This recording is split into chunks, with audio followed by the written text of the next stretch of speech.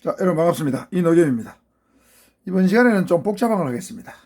제5절인데 우리나라 경호의 역사적 변천 과정입니다. 이 경호 우리나라에서 삼국시대부터 조선시대 또 현대에 이르기까지 경호기관, 경호 조직이 어떻게 발전되어 왔는가, 변화되어 왔는가, 뭐 경호의 역사, 경호의 국사다 이렇게 보시면 되겠습니다. 그걸 한번 살펴보는데 여기는 굉장히 다양한 경호기관들이 많이 나옵니다. 여러분 듣기에 굉장히 생소한, 매우 생소한, 이런 조직도 있어? 이게 뭐야? 하는데 뒷골 땡기는 말이죠. 멘붕이 되는 그런 경호기관들이 많이 나오기 때문에, 참 암기하는 굉장히 어려움이 있을 겁니다. 그래서 제가 한번 전체적으로 한번 훑고, 나중에 암기하는 부분 끝에 가서 다시 한번 요약 정리해 보는 시간을 갖도록 하겠습니다. 한번 잘 들어주시길 바랍니다. 먼저 우리나라에서 경호활동에 관한 최초 기록은 삼국시대에 나타난다. 경호활동에 관한 최초 기록은 삼국시대에 비로소 나타난다는 것이죠. 그렇지만 이때의 기록은 요즘처럼 경호, 경비 이렇게 따로 있다는 게 아니죠. 무슨 말이냐면 어떤 요직에 있는 사람이 행정의 요직에도 있고 군사 요직에도 있는 사람이 그 사람이 일반 치안 업무, 경찰 업무의 책임자도 되면서 지방 수령이라든가 주황의 어떤 높은 사람을 경호하는 경호 책임자도 동시에 되는 그런 개념이었습니다. 다시 말해서 행정, 군사, 경호, 치안의 요직에 있는 사람이 그보다 위에 있는 어떤 사람을 보호하고 신변 안전을 보호하는 그런 어떤 의미의 경호 기관이었던 개념이죠. 그래서 미분화된 경호 개념입니다. 사실은 이 경호라는 것도 경호학이라는 용어 자체도 한 70년대, 80년대 이때만 해도 경호학이라는 개념이 없었습니다. 제가 경찰대학 다닐 때도 경호학이 없었습니다. 그때는 주로 행정학, 경찰학 정도, 경찰학도 초기 단계였어요. 그래서 이 경찰학에서 다시 구분돼가지고 이제 경호학이 나온 겁니다. 그래서 이 경호라는 용어 자체도 우리나라는 1949년도에 처음 나타나지만 경호학의 학문으로서 경호학이 나타난 것은 굉장히 최근이다. 오래되지 않았다. 이런 개념입니다. 그러니까 이 경호의 역사도 경호 조직이라는 것도 지금처럼 경호실, 경호처 이런 개념이 없다는 거죠. 특정인이 지방수령에 고위관직에 있는 사람이 치안 책임자도 되면서 경호 책임자도 되고 그 다음에 행정 쪽에서도 2인자나 3인자 정도 되고 군사도 책임자도 되고 이런 개념이었다는 것이죠. 미분화된 어떤 경호의 개념이었다. 이렇게 이해하시면 되겠습니다. 자, 통합 운영되었다. 미분화된 경호 개념이다. 여기 중요합니다. 자, 그럼 좀 세부적으로 들어가서 삼국시대의 경호 개념은 경호기관 한번 살펴볼까요? 삼국시대는 고구려, 백제, 신라, 통일, 신라 이렇게 보면 되겠죠? 삼국시대, 삼국을 통일한 게 통일신라니까 삼국은 고구려, 백제, 신라입니다. 자, 일단 고구려 시대는 두 개의 경호기관이 나옵니다. 대모달과 말객이 나와요. 대모달과 말객. 대모달이 말객보다 더 높은 벼슬로 보시면 되겠습니다. 장수왕대에 나온 벼슬인데 수도 방위를 담당하는 주한군의 최고 무관직. 주한군의 무관으로 최고 무관이죠.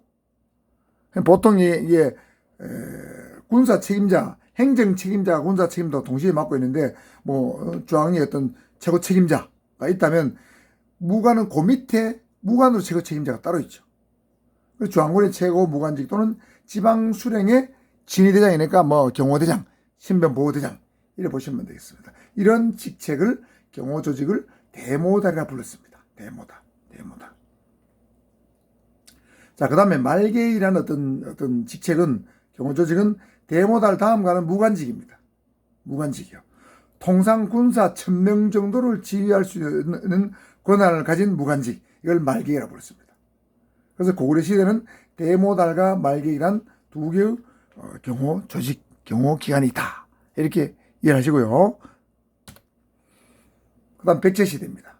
백제시대는 위사자평과 오부란 두 개의 경호 경비 조직이 있다고 보시면 되겠습니다.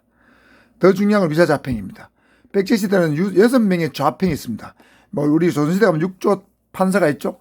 6조 판사가 있듯이 백제시대는 6좌평이 있습니다. 그 중에 한 명이 위사자평이요. 위라는 것은 지킬 위자죠? 지킬 위자입니다. 그러니까 궁중과 수도 경비를 담당하는 수기병을 통솔하는 최고의 군관을 위사자평이라 불렀습니다. 여기 숙이란 말은 이게 잠잘 숙자입니다. 여러분 숙박업소 숙자죠. 잠잠해서 지킨다. 그러니까 밤새 근무한다는 뜻이죠. 교대로 밤새 근무하면서 임금도 지키고 궁중도 지키고 수도 경비도 담당하고 궁성도 지키는 그런 역할. 이것이 바로 위사자평이 되겠습니다. 그 다음에 5부는 백제의 주황군입니다. 백제의 주황군이요. 수도를 5개의 부로 나눠가지고 각 부마다 500명의 군사를 편성합니다. 그래서 총 2,500명이 백제 수도 궁성을 경비하는 거죠. 요거는 경비 개념에 가까워. 요즘 말하면 요건 백일 경비단에 가깝고 요거는 지금의 경호처와 가깝다. 이렇게 이해하시면 되겠습니다. 자, 백제 시대는 경호처에 해당하는 위사자평과 백일 경비단에 해당하는 5부입니다. 숫자가 앞으로 많이 나올 건데 백제는 5부입니다. 외워두시고요. 자, 신라입니다. 신라는 통일되기 전에는 시부와 금군, 통일된 다음에는 구서단이라는 경호 조직이 나타납니다. 그래서 단순 신라 시대는 시부와 금군이 있고 통일 신라 시대는 구서단이라는 경호기관이 있다. 이렇게 보시면 되겠습니다. 자, 시부는 진덕여왕 시절입니다. 651년도에 수도에 설치된 무관부인데 궁성경비, 왕실 행차 호위 이런 업무를 했다는 거죠.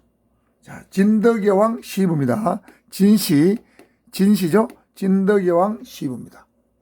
그 다음에 금군은 요 시부에 소속되어 있는 반란 진압을 주로 담당하는 부서를 금군이라고 부릅니다. 이건 조선 후기에 가면 금군이 또 나타납니다. 금한다, 금지한다, 금지할 금자에 군사군자입니다. 그러니까 반란을 금한다, 반란을 진압한다는 의미의 금군으로 보시면 되겠습니다. 여러분 중국 영화에도 금군 이게 많이 나오죠? 금이군, 금군 이게 많이 나옵니다. 자, 그 다음에 통일신라에 접어들게 되면 구서단이라는 경호적이 나오는데 여러분 상국을 통일하면 통일신라가 되죠? 상국을 통일한 시점이 676년일 겁니다. 676년 이후는 구서단이라는 경호기관이 나타나죠. 그래서 신문왕대에 이 구서단이라는 경호기관이 만들어지는데 이 시부가 확대된 국왕직속의 특수 경호 경비부대다. 이렇게 이해하시면 되겠습니다. 자, 신라시대는 시부와 금군, 통일신라는 구서단이다. 이렇게 알아두시고요. 그 다음에 중요한 거. 통일신라시대에 최초로 민간경호 조직의 성격을 띤 사병이 출연했다. 자, 사병이 최초로 출연한 것은 통일신라시대인데 민간경호 조직의 성격을 띤 사병. 자, 사병은 당연히 민간경호 조직이겠죠. 최초로 민간경호 조직의 성격을 띤 사병이 출연이 되는데 전문 사경호 조직이 출연한 것은 고려 무신집권기의 도방입니다. 전문이란 말이 붙게 되면 사경호 조직인데 전문이 붙게 되면 고려 무신집권기가 되고 전문이란 말이 없이 그냥 최초로 민간경호 조직에 성결된 사병이 출연한 것은 통일신라다. 이렇게 두 가지를 확실히 구분해 두셔야 됩니다. 다음은 발해입니다. 발해시대. 발해시대는 4개의 경호기관이 나오는데 지부, 좌우, 호분이, 좌우, 태위, 좌우 이렇게 나옵니다. 자, 그래서 발해는 간단합니다. 지부란 거 하나 하고 좌우가 붙은 건 지부, 좌우가 붙은 건 다 발해입니다. 좌우, 호분이, 좌우, 태위, 좌우이죠. 다 좌우 붙고 지부가 붙었습니다. 지부가 있죠. 자, 발해는 지부, 좌우, 호분이, 좌우, 태위, 좌우, 우이가 발해다. 여기까지 해서 이제 삼국시대 및 발해, 통일신라 시대까지 경호 조직을 살펴봤고 다음 시간에는 고려시대 경호 조직에 대해서 한번 살펴보도록 하겠습니다. 이상입니다.